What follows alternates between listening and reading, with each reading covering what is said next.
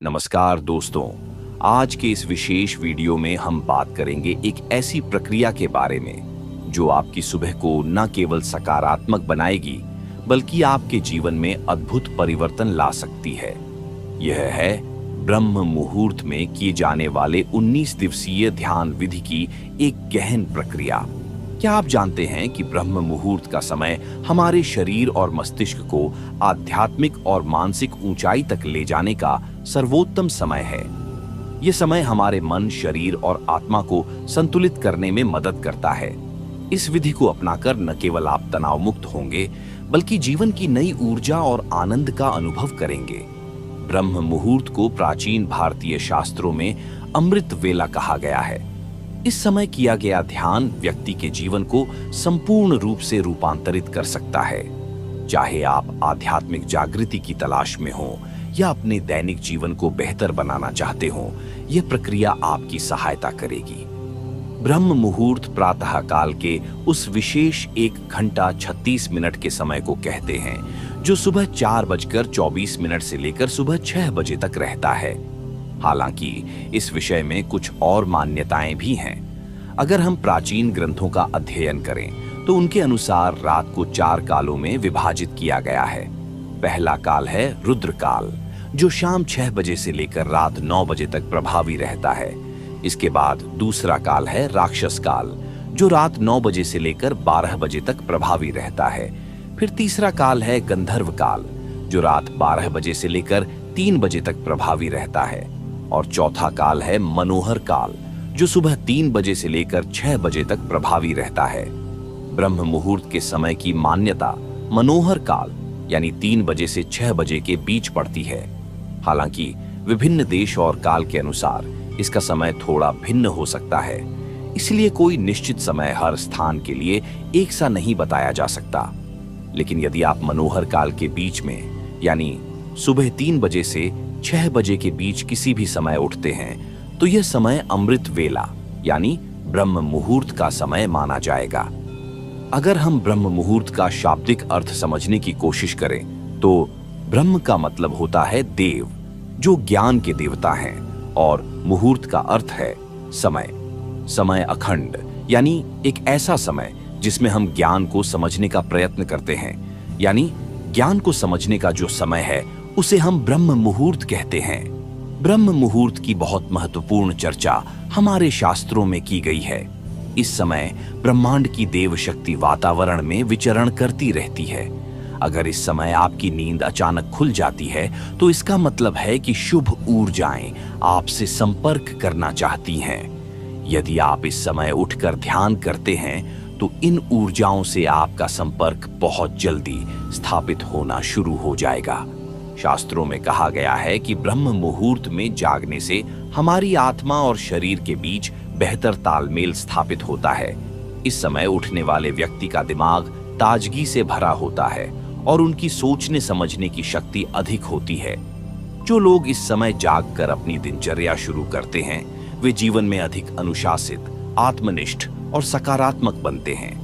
ब्रह्म मुहूर्त के लाभ अनेक हैं। सबसे पहले यह समय आत्मनिरीक्षण और ध्यान के लिए उपयुक्त है। जब आप इस समय ध्यान करते हैं तो आपका मन आसानी से स्थिर हो सकता है, क्योंकि वातावरण में किसी भी प्रकार का शोर या विक्षेप नहीं होता।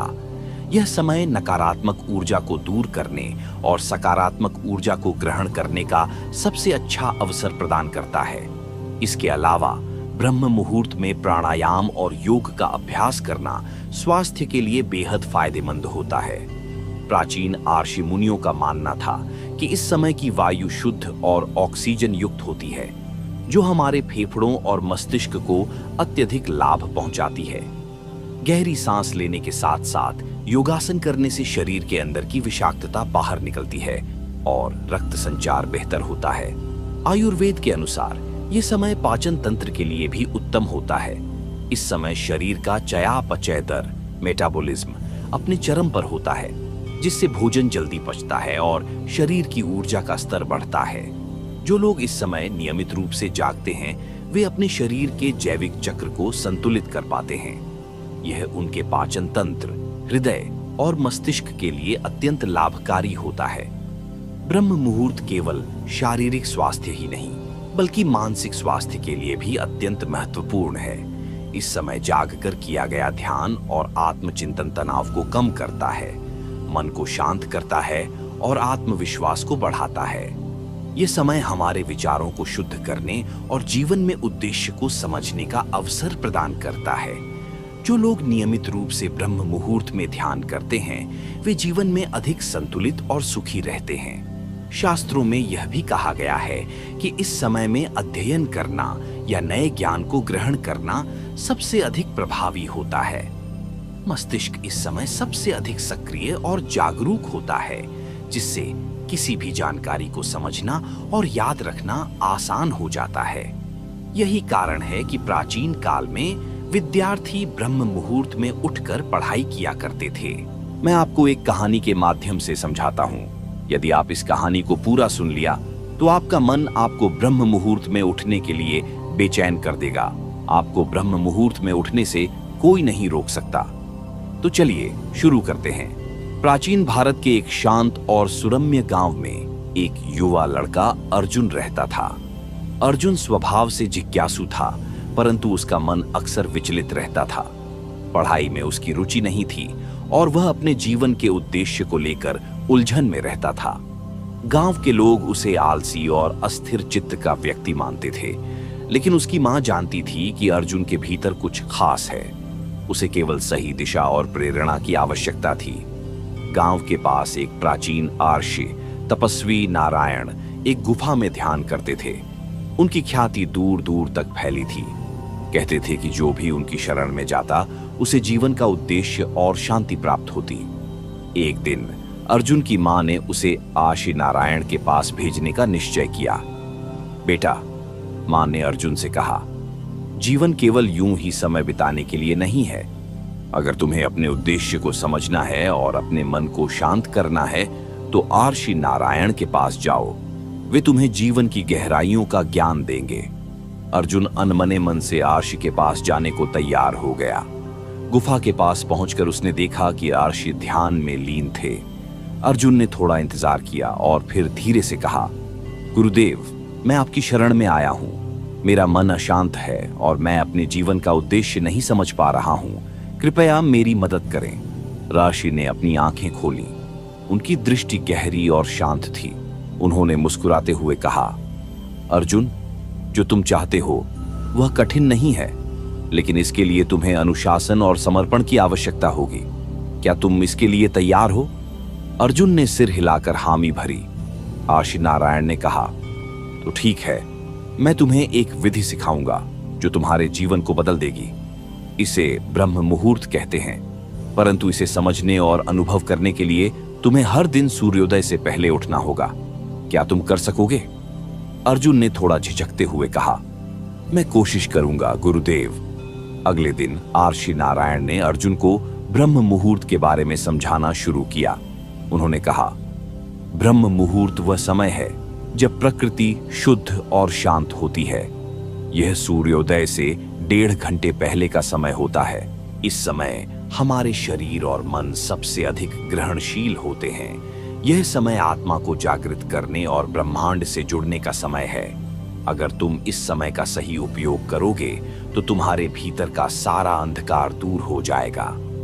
आर्षि ने अर्जुन को निर्देश दिया कि वह अगली सुबह ठीक ब्रह्म मुहूर्त में गुफा के पास आकर ध्यान करे। अर्जुन ने अपनी घड़ी में अलार्म लगाया और जल्दी सोने चला गया। अगली सुबह जब उसका अलार्म बजा तो उसे उठने में बहुत आलस आया।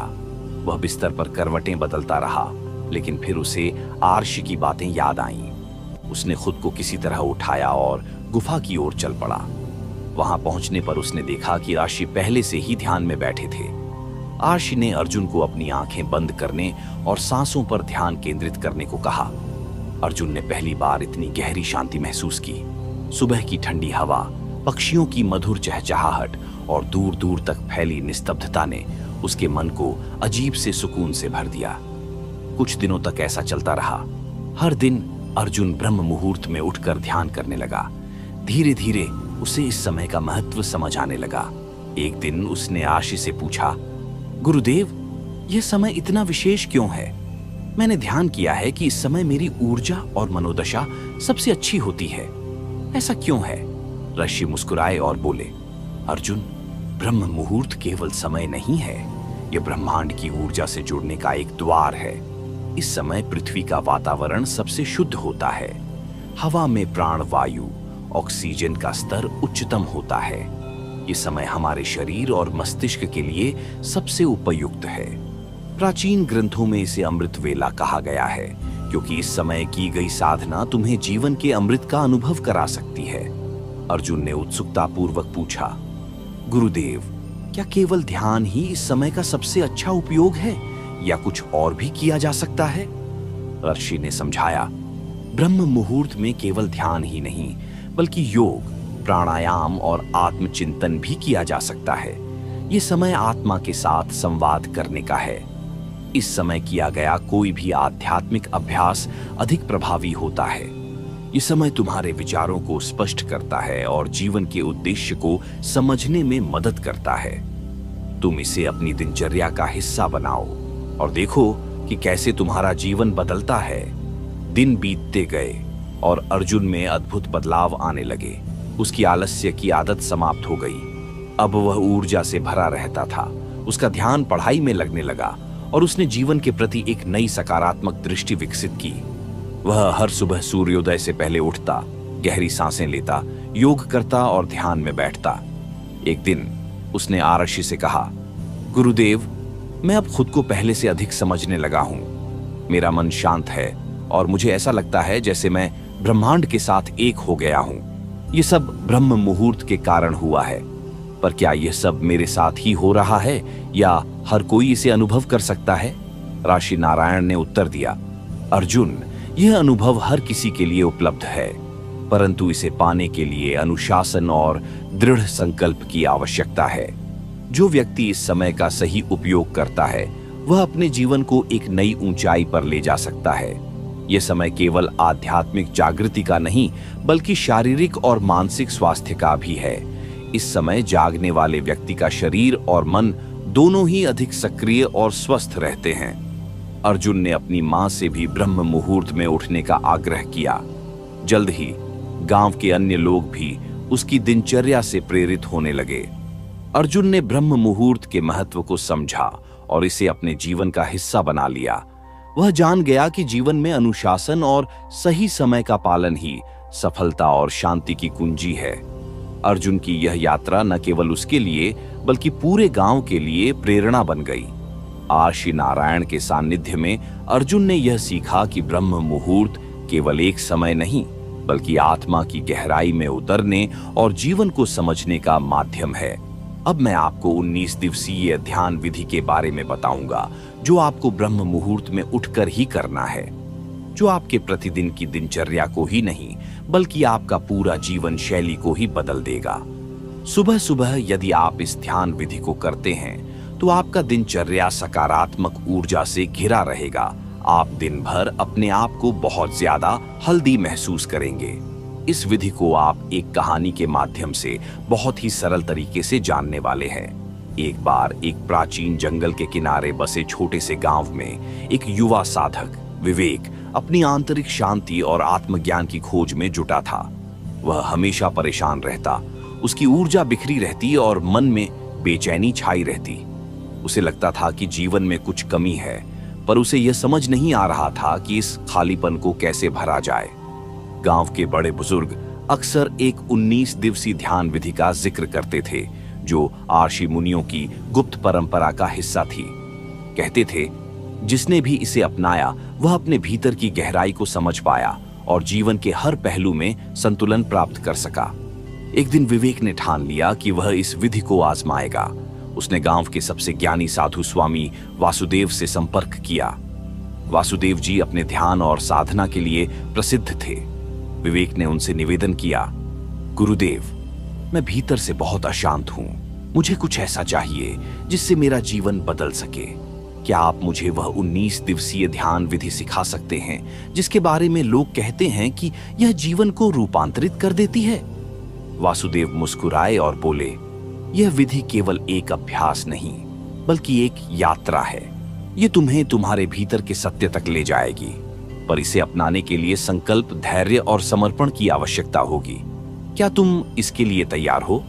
विवेक ने सिर झुका दिया और कहा, गुरुदेव, मैं कुछ भी करने को तैयार हूं। वासुदेव ने कहा, इस विधि में 4 चरण हैं और इसे 19 दिनों में पूरा किया जाएगा।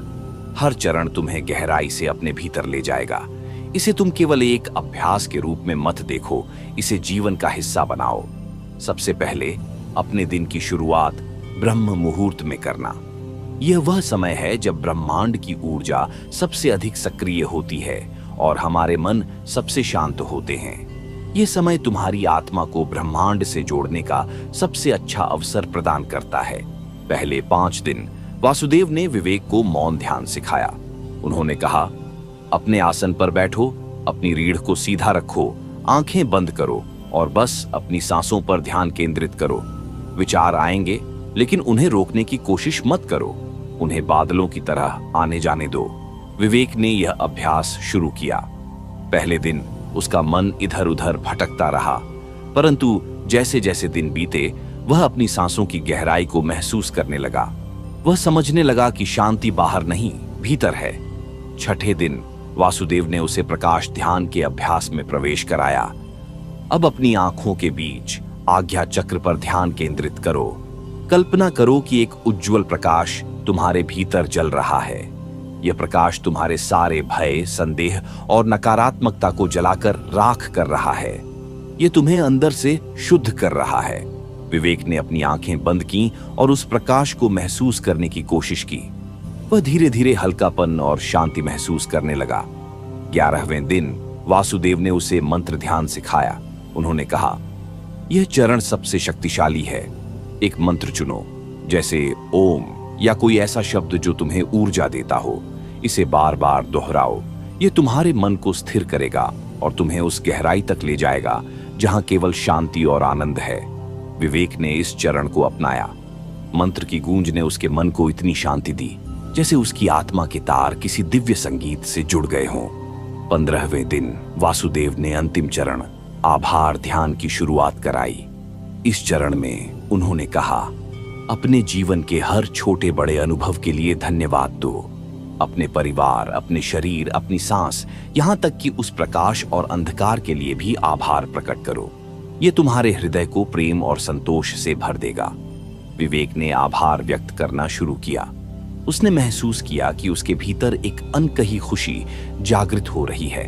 19वें दिन विवेक ने खुद को पूरी तरह बदलता हुआ पाया। उसकी बेचैनी अब स्थिरता में बदल गई थी। उसकी ऊर्जा केंद्रित हो गई थी।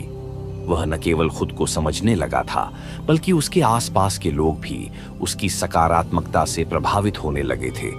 वासुदेव ने मुस्कुराते हुए कहा, तुमने केवल ध्यान नहीं किया, तुमने अपने भीतर एक नई दुनिया की खोज की है। अब इसे अपनी आदत बनाओ। ध्यान केवल एक प्रक्रिया नहीं, यह तुम्हारे जीवन का मार्गदर्शन है। विवेक ने आभार के साथ वासुदेव को प्रणाम किया। वह गांव लौटा, लेकिन अब वह वही विवेक नहीं था। वह शांत, स्थिर और संतुलित व्यक्ति बन चुका था। उसने गांव के अन्य लोगों को भी यह विधि सिखाना शुरू किया।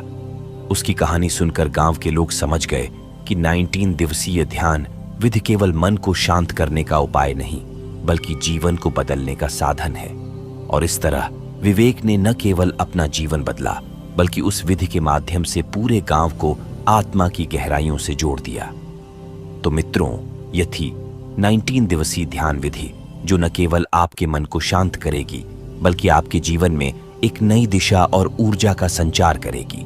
याद रखें, ध्यान सिर्फ एक अभ्यास नहीं है, यह आपके जीवन को बदलने की कुंजी है। इसे अपनाकर आप उस आंतरिक शांति और आनंद को पा सकते हैं जिसे आप हमेशा से खोज रहे हैं। अब आपके जीवन का हर नया दिन इस विधि के साथ एक नई शुरुआत बन सकता है। तो इसे आजमाइए, अपनी दिनचर्या का हिस्सा बनाइए और खुद देखें कि कैसे आपका जीवन सकारात्मक बदलावों से भर जाता है। अगर आपको यह जानकारी पसंद आई हो तो इसे दूसरों के साथ जरूर साझा करें। आपका एक कदम किसी और की जिंदगी में रोशनी ला सकता है। हमारे चैनल ध्यान साधना को सब्सक्राइब करें और अगली बार फिर मिलेंगे एक नई प्रेरणादायक यात्रा के साथ। धन्यवाद। और ध्यान में डूबे रहिए, अपनी आत्मा से जुड़िए।